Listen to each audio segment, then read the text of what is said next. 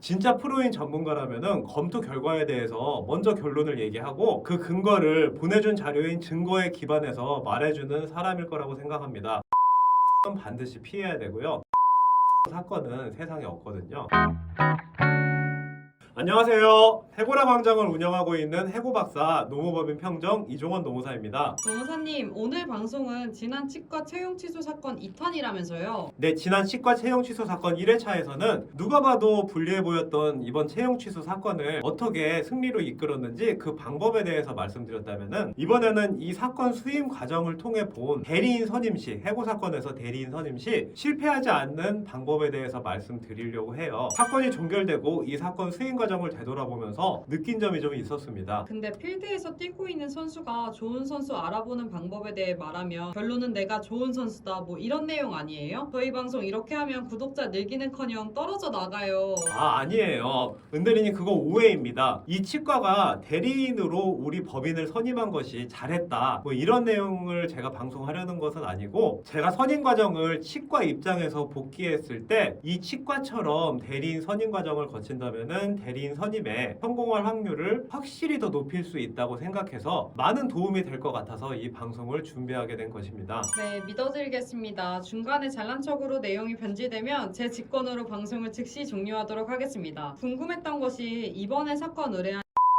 치과는 자문 노무법인이 있었다면서요. 그런데 왜 자문 노무사에게 사건을 안 맡기고 우리 법인이 맡게 된 거예요? 그 치과의 자문노무법인에서 이 사건은 근로계약이 성립했다고 봐야 하니 이기기 힘들 것 같다고 검토 의견을 낸 것 같았습니다. 그런데 치과 원장님은 입사 지원자에게 감정이 너무 상해서 그 검토 의견대로 따르긴 죽기보다 더 싫었다고 생각하신 것 같습니다. 그래서 원장님께서 인사 담당자들이 가장 많이 모여있는 네이버 카페에 들어가서 관련 내용을 검색을 해보셨는데요. 그런데 제가 언제인지는 정확히 기억은 안 나는데 카페에서 어느 인사 담당자의 채용 취소 관련 질문글에 댓글을 달아놓은 것이 있었거든요. 제가 단 댓글을 보고 원장님께서 이 노무사님 채용 취소에 전문적인 식견이 있으시구나 라고 생각하셔서 저에게 연락하게 되신 겁니다. 보통은 자문 노무법인에서 검토 의견 주면 믿고 따르잖아요.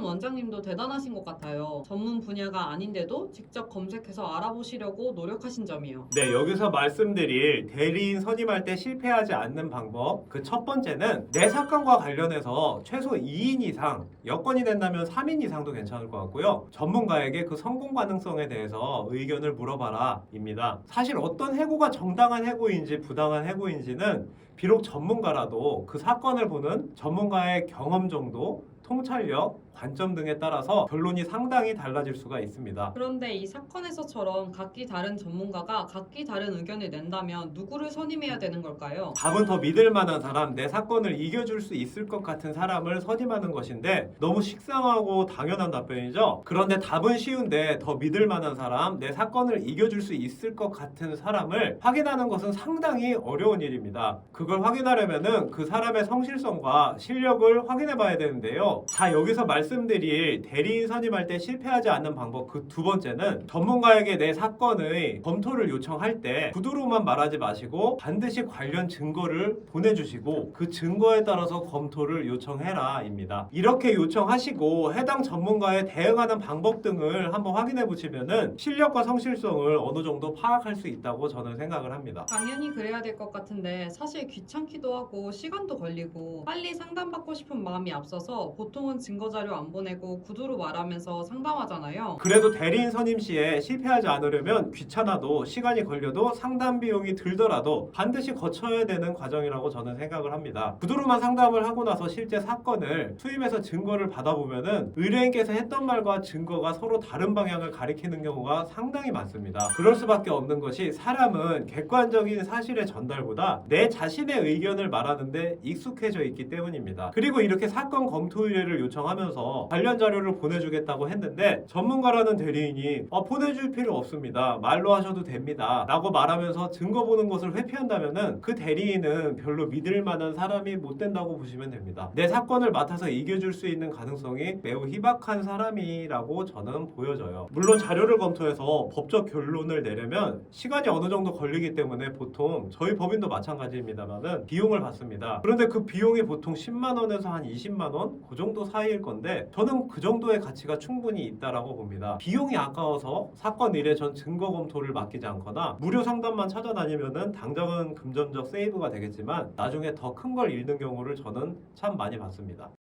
원장님은 자료를 보내주시면서 검토를 요청하셨다는 거죠? 네, 이미 증거 자료를 정리를 다 해놓으셨더라고요. 그래서 증거 자료를 받고 제가 검토를 해봤는데 이 건의 경우 저는 별도로 검토 비용을 받지도 않았습니다. 전화 통화 과정에서 원장님이 상당히 진실된 사람이고 믿을 만한 사람이라고 저는 느껴졌기 때문입니다. 그럼 자료 검토를 요청했을 때 어떻게 반응하는 대리인을 피해야 되나요? 그런 거 볼 필요 없다. 그냥 통화만 하자고 말하는 대리인은 저는 거르는 것이 좋다고 생각합니다. 사건 수행 경험이 많고 해고 사건에 대해서 조금이라도 이해하고 있는 노무사라면 귀로 듣는 의뢰인의 주관적인 말과 객관적인 증거의 엄청난 차이에 대해서 모를 수가 없다고 생각을 합니다. 그리고 진정한 사건의 프로라면은 말보다는 증거를 보고 직접 판단하고 싶은 마음이 저는 더 클 것이라고 생각을 합니다. 그럼 그렇게 증거 자료를 보내주면서 검토 요청을 했어요. 그 검토 결과를 어떻게 말하는 대리인이 좀 더 좋은 대리인일까요? 진짜 프로인 전문가라면은 검토 결과에 대해서 먼저 결론을 얘기하고 그 근거를 보내준 자료인 증거에 기반해서 말해주는 사람일 거라고 생각합니다. 무조건 이긴다고 허풍을 떠는 사람은 반드시 피해야 되고요. 무조건 이기는 100% 사건은 세상에 없거든요. 그리고 애매하게 말하면서 대체 결론이 뭔지 모르는 말을 하는 노무사, 변호사 역시 피해야 됩니다. 그런데 좀 전에도 말씀드렸듯이 100%인 사건은 또 없잖아요. 어떤 사건이든 간에 유리한 근거, 불리한 근거가 공존하기 마련입니다. 그렇다고 해서 의뢰인에게 결론을 애매하게 말하는 것까지 허용되는 것은 절대 아닙니다. 결론을 명확히 얘기를 하면서 그 결론의 근거를 증거 자료를 통해서 설명해 주면서도 다만 이러이러한 점은 불리한 증거 또는 사정에 해당되니 소명을 잘 해야 된다. 이렇게 말하는 대리인이 내 사건을 이겨줄 가능성이 높은 대리인, 그리고 성실하고 믿을 만한 대리인이 아닐까 생각을 합니다. 지금까지 대리인 선임할 때 실패하지 않는 방법 2가지 말씀해 주셨는데 끝인가요? 마지막으로 한 가지 더 말씀해 주신다면 어떤 것이 있을까요? 마지막으로 대리인 선임 시 실패하지 않는 방법 3번째는 선임 시에 마치 경쟁 입찰하듯이 더 싼 데만 찾으려고 하면은 큰 것을 잃는다는 점입니다. 특히 다른 법인에 비해 비정상적으로 싼 금액을 부르는 곳은 경력이 매우 일천한 노무사이거나 내가 그만한 수임료를 받을 실력이 없다고 생각하는 노무사인 경우가 대부분입니다.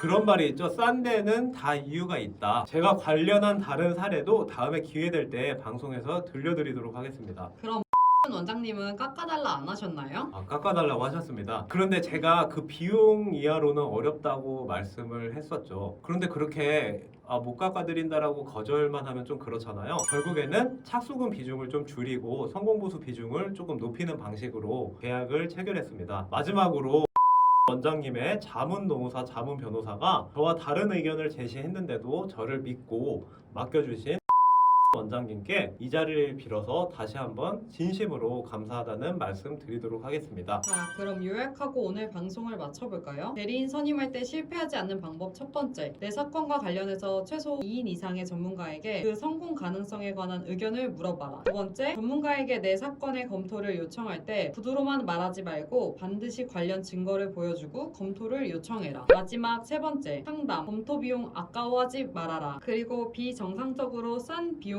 부르는 대리인, 무조건 이긴다고 허풍 떠는 대리인은 피해라 였습니다. 사실 더 드릴 말씀이 많은데요. 오늘은 시간 관계상 여기까지만 하고 마치겠습니다. 자, 그럼 구독과 좋아요 꼭 눌러주시고 다음번에 더 도움되는 내용으로 찾아뵙도록 하겠습니다. 이상 해고라 광장을 운영 중인 노무법인 평정 이종원 노무사였습니다. 감사합니다.